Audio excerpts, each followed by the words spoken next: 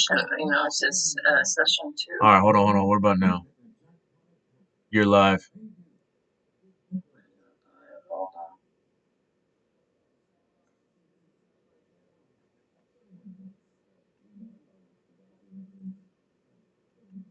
No, this is just me. I can't see it right now. No, hold on. Wait, maybe. Okay, no, I think, hold on, I think it's here now.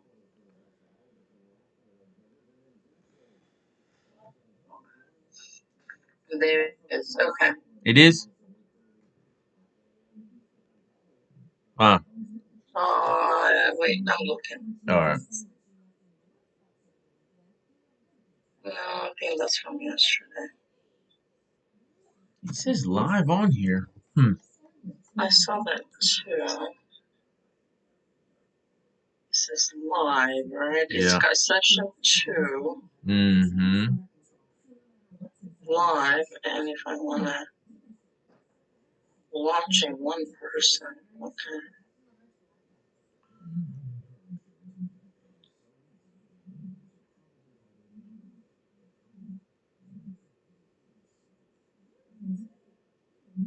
Oh my God, Vikram, I think we're talking on that. Oh crap. Can you listen to it? Uh-uh. Oh my God, okay, hold on. Don't say anything.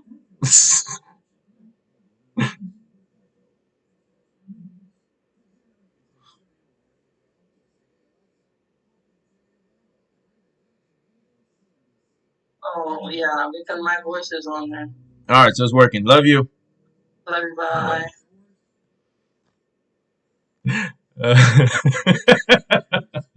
Uh, all right. Let's get started again. I was talking for about 20 minutes and I realized I wasn't streaming, which is super funny. But you know what? I got my notes and let's just walk through the whole thing. All right. Good morning, traders. Again, I'm glad to actually be talking to you this time. We're gonna cover yesterday's trades briefly. I don't have the printout, but the market kind of was pretty much in consolidation until about 8:30, until about the market opened. Then it went down, cleared the short trade. Short trade was open for about 30 to 45 seconds. Market continued way down. We're down over 2% yesterday on the S&P 500, about 2.5 on the Nasdaq. Uh, and we got our trade, and we cleared it. We got out. Perfect. Right. Now, here you see we have our economic calendars up from Bloomberg. I'm going to go back over the process very quickly. So we hit filters, okay, clear all, go down to the United States, click the United States, go further down where our bull is already clicked, three bulls, which means your level of importance, right? Go back down, and then we're going to check the economic calendar for the day, all right? Today we have new home sales. New home sales come out at 10 a.m. Eastern Time, 9 a.m. Central Standard Time. I'm in Texas, so we're going to go with 9 a.m. If you ever want to see what the actual importance of the individual economic indicator or report is, you have it here, right? It'll give you forecasts, currency, the people that are releasing it, the actual individual bureau, so the source of the report, right? So the Census Bureau, um, general overview, kind of a history about what's been going on, so forth and so on. Right now, are the new home sales going to be a huge market mover? Not necessarily, but they are important. And let me tell you why. During the coronavirus, um, right after we jumped off the cliff, somehow found a bottom, landed without dying, and then there was a rocket jetpack sitting somewhere at the bottom of the cliff, and individual traders and I don't know, consumers put on the rocket jetpack, hit it, and then just zoomed up into the sky, right? Uh, New home sales increased significantly. There was a handful of factors that made this happen. One, the psychological effect of the coronavirus. So people wanted autonomy, they wanted space, they wanted privacy. A lot of people began to work from home outside of our non-essential workers that really kept this economy going. So thank you. And um, the cost of borrowing decreased significantly because the Fed funds rate, which is the rate that all interest rates in the United States are based on, not an exact marker, but based on, meaning that if they go up, all right, the cost of your mortgage interest goes up. If they go down, the cost of your mortgage interest goes down. Well, they went down, right? Because we set our fund. Well, we didn't set anything. The Federal Reserve set the Fed funds rate down to between 0 to 0.25, right? As low as it gets without going negative. Now, when that happened, there was a massive supply demand offset in the economy, meaning that more people wanted to buy a house than there were houses on the market to be purchased. Okay. That and the stimulus that the economy did enjoy also had to do with this because people had more money, physically had more money.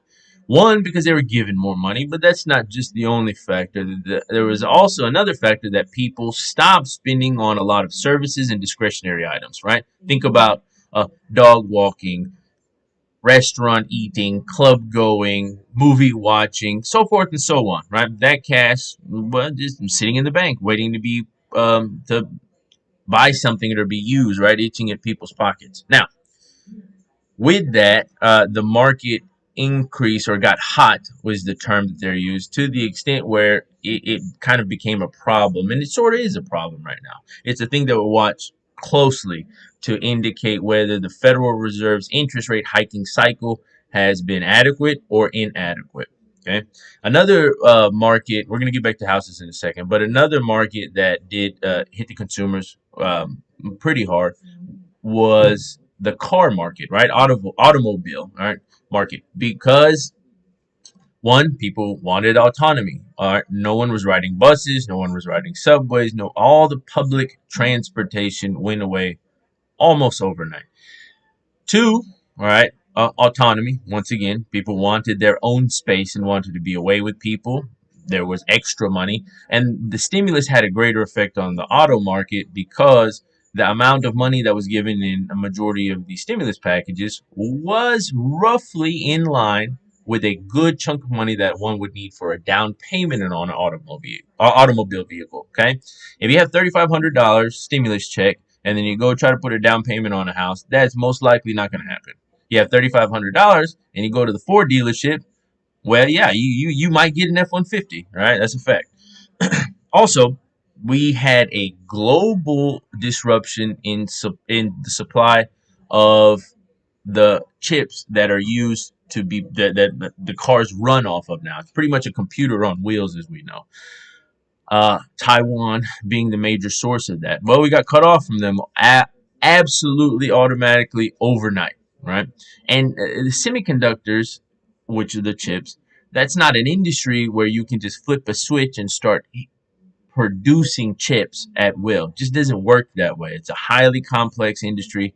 All right, it's almost entirely based in Taiwan, which was not an issue, right? We save on labor costs. We export the chips. Taiwan gets a bunch of money. No, but who cares? Until there's a global pandemic out of nowhere that shuts down the entire global economy. Now it becomes a problem. Okay, which is exactly what we had suffered from and are suffering from today. Okay, they're trying to do a bunch of things about it, but these types of issues aren't resolved overnight. But what it did do is essentially it pulled our shield down. It let us know exactly where we were weak concerning the global economy. Okay, as you can see, supply demand offset. People wanted cars more than there were cars available. Now, we have a free market system. Well, we have an open market system, should I say. And we are capitalists. That's a fact. Okay, we can't argue against that.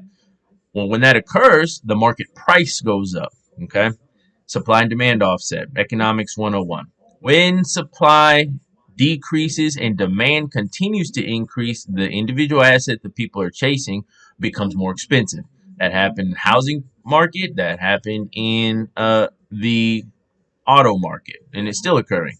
In the auto market, it occurred to the extent where Even used cars were becoming more valuable than what their purchase price was. This wasn't across all makes and models, specifically Teslas. I think that was the big headline. But nonetheless, people's used cars were becoming more expensive. Okay. That is how bad the offset was, because what the market is going to do is attempt to solve the problem. Okay. And the only way to do that is to increase prices of whatever the asset being chased is. Now let's go back to the housing market. Same exact thing happened, right? People were making crazy, crazy huge offers on homes, because let's say this, let's say you have one house, right? And you have five people chasing it. Well, the listed price is the listed price. And if everyone can pay the listed price, how do you solve that market dynamic of the supply demand offset? You pay more money for whatever you're going for. Because I promise you, whoever the homeowner is or the seller is not going to turn down the highest bid offer, all right, versus the middle bid offer because they like the people more, because they got there first. Very highly unlikely. People were getting even more creative. They were putting love packages together, sending gifts, paying in cash. And what it did was inflated the housing market, is what they'll call it, but the value of homes versus what their appraisal value is. Okay. This is not a good thing in the long run, because one, the largest asset people typically buy, consumers in the United States economy, is their home, right? Their primary living residence. Well, because markets are cyclical, which means they run in cycles, right? Up and down, never just in one direction, sometimes longer in one direction than the other. Um, that causes a problem, right? Because it's making an artificial lift in a cycle. Well, when it goes up a bunch, way too much, way too fast, it has a potential of going down way too much, way too fast, which is a very scary thing, especially if people lose value in the largest asset they're going to purchase in their lives. I don't even need to go back to the Great Recession. We don't even want to talk about that, right? So your 2008, 2009, completely different reason for the bust, but nonetheless, okay. Um, and speaking about cyclicals, all cycles and all businesses very much are. The most famous cycle is the oil industry. It has its own terminology, even, right? It's called boom and bust, right? Oil prices go up, oil prices go down, and that's how it goes. And especially if you go around Midland, when oil prices were over $100 a barrel, you can see the entire economy thriving. A lot of new RVs, big old trucks, a lot of toys everywhere, people spending money everywhere. All the underlying assets, home prices, food prices, hotel prices, so forth and so on, are inflated. Then, well, maybe not right now, we're still around, $90, $80 a barrel. But if oil prices do depress significantly, visit the economy once again, and it'll be like a ghost town. Okay, that is a very acute indicator of a boom bust cycle or cyclical nature of things. So we have it coming out at 9, and the reason this indicator is important, I think it's important at least, so do a lot of other people, is because it's going to be an indicator on whether the Federal Reserve continues a hawkish or dovish increase in their baseline interest rate. So it's called the Fed funds rate. Hawkish is a term that indicates aggressiveness in their rate increase cycle. Okay. Right now, the aggressiveness would be a specific number. So 75 basis points or 0.75%. Because remember, 1 basis point equals 1/100th of a percent. Doesn't seem like a lot, but when you're controlling the largest economy in the world, it's a huge amount of money. Okay. Now, dovish is the complete opposite, right? It means less aggressive. We wouldn't use the term passive necessarily, but we'll just say less aggressive. Okay. So that would be in your 50 basis point mark or 0.5% increase. Okay. And the market would love something lower than that, but it's just highly unlikely. The reason that the Federal Reserve increases rates and increases the cost of borrowing is to quote unquote cool down the economy, right? That term simply means that what they're going to do is increase their baseline borrowing rate, and that will make all the other rates increase so that it becomes more expensive to purchase these assets. Let's say a car or a home. Okay. Now, when that happens, When things become more expensive versus less expensive, the spending decreases. Okay, so they can try to kind of cool this thing off. If you imagine a huge balloon being blown up, blown up, blown up, blown up, if you keep blowing it up, it'll burst. Okay, so what they're trying to do is the balloon's already blown up, right? We're trying to get it not to pop. What they're trying to do is let a little bit of air out of it, all right, to still keep the balloon afloat, right? Keep everybody happy, make the party pretty, without completely popping it or letting all the air out of it, right? And it's a delicate balance, and we'll see if they get it right. However, for market participants, traders specifically, all right, and even more specifically in the futures market right here, the E-mini S&P 500, what we're doing, this is going to be a very key indicator as to whether things are cooling down to the extent where they're going to have a soft landing. This is what the term is, right? So that means they can gently, gently ease the economy down, gently, gently get inflation under control, all right, without slamming the brakes and having us go into an official recession. Right now, we're in a technical recession, but it is not official, okay? Technical meaning 2 negative quarters of GDP, right, which has occurred. But there's a group of academics out there that have not necessarily indicated where they're the official marker that we are in a recession right now. So everyone's kind of watching, listening. All the Federal Reserve chairs are in Jackson Hole, Wyoming right now, having their conference talking about, you know, the economy, I assume. Well, of course they are. Or what their favorite tacos are. I don't know. Okay. But when they speak, the markets will listen. I also tried to, the Federal Reserve chair, specifically Jerome Powell and so forth, not to be too, not to indicate too much about what's actually going on. Because you have to remember the immense amount of information that these people have. Okay. It is out of control. They are 100% the most well informed group of individuals who understand what the economy is actually doing. Now, they're not going to tell us, okay? Even if they were to report the facts, those facts have to be digested. They have to be disseminated. They're going to go through someone's lens, meaning that I'm going to read this paragraph and I'm going to hear this. You're going to read that paragraph. You're going to hear that, right? And we're going to switch paragraphs and we might hear a whole different thing. But they're going to be very, very, very, very careful about body language, syntax, grammar, terms, right? Because they don't want to induce panic. Understandably. But nonetheless, everyone's going to be listening. All right. And everyone's going to want to hear something. All right. If they have a hawkish approach, which means they're going to be more aggressive on the rate hikes, the market's going to continue to go down. Okay. If they have a dovish approach, which means they're less aggressive on rate hikes, okay, market's going to continue to go up. And that's just how it's going to go. So we're all going to wait. We do know for a fact that they watch these numbers, okay? So when they see these numbers and these economic indicators, they are going to understand 100% that their current rate hike cycle has been adequate, okay? And if it slows down enough, it might have been adequate to the point that they're going to become dovish, which slow down a little bit, right? That doesn't mean it's necessarily true or that's what they're going to do, but that is how the market is going to interpret this information. So if housing starts at 575,000, as the forecast says right here, okay, that's a pretty good thing. That's saying, hey, we're slowing down, not halting the brakes, but slowing down a little bit. And guess what? Our current rate cycle is okay, and we might be able to slow it down a little bit, okay? If it's up, oh, God. All right. Well, that's horrible. All right. That's just what I'm telling you right now. Not for us because we play long short, but for the general markets. Because that means that their current rate cycle has not been effective. It ain't working. All right. And if it is not working, the only other thing they can do is continue to be more aggressive. Okay.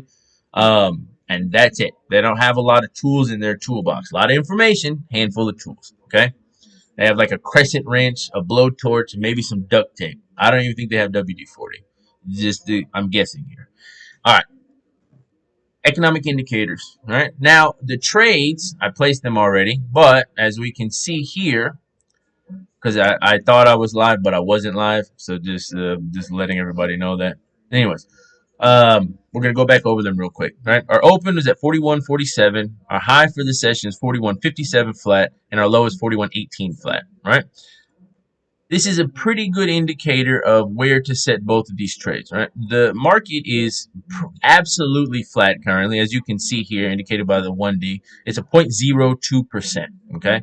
4147.25 versus 4147 at the open. Exactly flat. Went 10 points up, went way further down, kind of all over the place, right? We have reached a consolidation period here, which you can see this line going directly up. That's actually when I place my trades, right?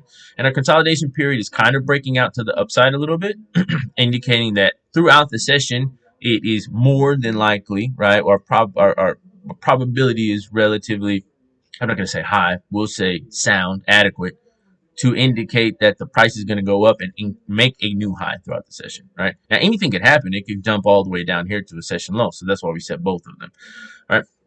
We're going to talk about consolidation periods roughly. We're on a 5-minute bar. Obviously, we're on the E-mini S&P 500 futures, and these are full-size contracts, not the micros. All right.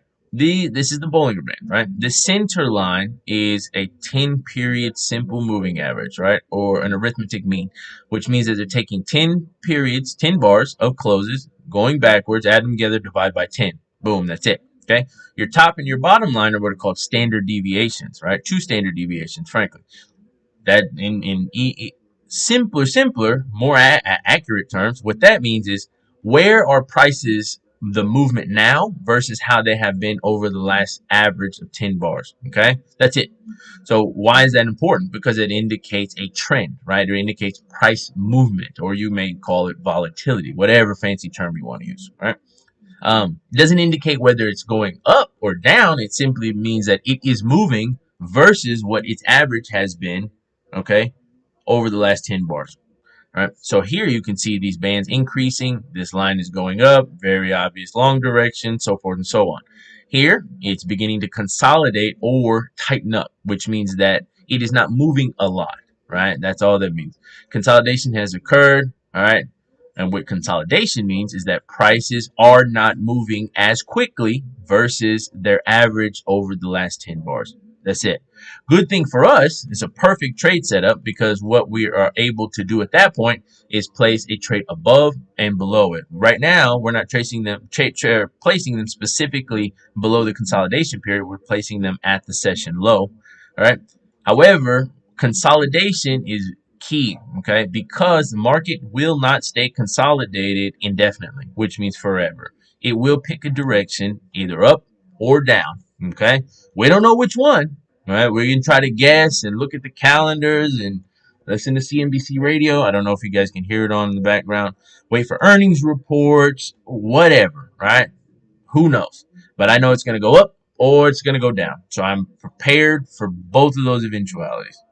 Okay? So our short order, I'm gonna show you here on the chart.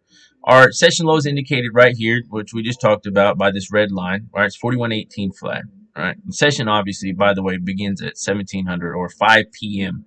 night before. All right, so what we're gonna do, we set a short order or a sell order to enter the market at 41.20 flat and exit at the session low of 41.18. For our long order, we did exactly the opposite. All right, we know that our session high indicated here by this blue line is 41.57. So we're going to buy 5 contracts times $50 times 2 points equals $500. 41.55 flat, and we're going to exit here at 41.57 flat. Waiting for this consolidation period to break out. You can see here we are, 41.56, 41.57. Things are kind of just chopping sideways. No big deal. We'll wait for the market to get a little bit more information or an increase in volume and pick a direction. Which direction? Who knows? But let's be prepared for both of them. All right. That is it for today. If you would, please subscribe with the subscribe button you see there below. Hit the bell so you can be indicated when I actually do go live as opposed to thinking that I was live. And lastly, please follow me on Twitter. The handle's right here, at Chohan Capital One. All the trades that you see in the day are also posted here on Twitter, as you can see. with the appropriate and relevant hashtags. I probably have too many or should add more. Who knows? All right. We have the date of the trade, our entry and exit for the long and the short, which you just saw on the chart. And that's it.